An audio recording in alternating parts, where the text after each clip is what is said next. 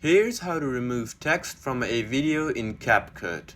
So in this tutorial, I'm going to exactly show you how you can remove a text from a video in CapCut. So make sure you watch this video till the end to exactly know what to do. By the end of this video, you'll exactly learn how you can remove a text from a video. So first, just simply open up CapCut. And here we go.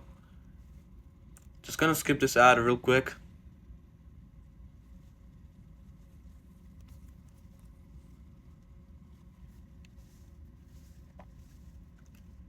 Yeah, here we go. Okay, so I'm just gonna press on this video right over here, which contains some text.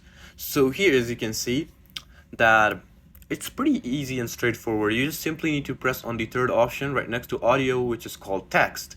So just simply press on that, and you'll see another layer of text. So you just gotta go ahead and press on this text, whatever written. So just simply press on that. And right over here, as you can see, you'll see four options on the text now: the cross, the writing, the paper, and the replacement. But we're just gonna press on cross, and it's as simple as that. You have successfully removed the text from a video. So just gonna add it back again just to show you. There you go.